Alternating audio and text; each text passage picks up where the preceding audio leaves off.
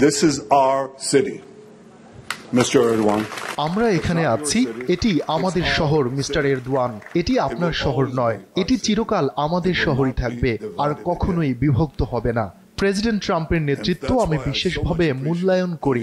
তিনি যখন জেরুজালেমকে আমাদের রাজধানী হিসেবে ঘোষণা করেছিলেন এবং মার্কিন দূতাবাসও এখানে স্থানান্তরিত করেছিলেন, তা ছিল সাহসী, স্পষ্ট এবং অত্যন্ত গুরুত্বপূর্ণ পদক্ষেপ।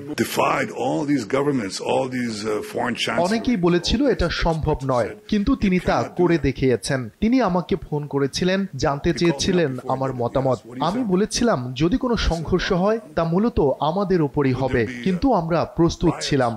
আজ আমরা মার্কো রুবিওকে স্বাগত জানাই, যিনি বুঝতে পারেন এটি আমাদের যৌথ খ্রিস্টান ঐতিহ্যের ভিত্তি।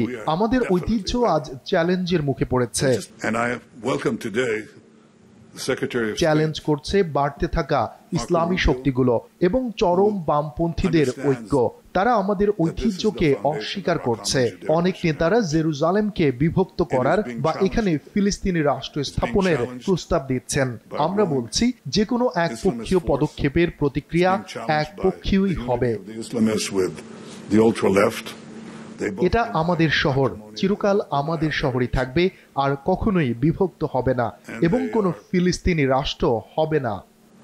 Putting all the pressure on European leaders and others who weak need, suggesting that we divide Jerusalem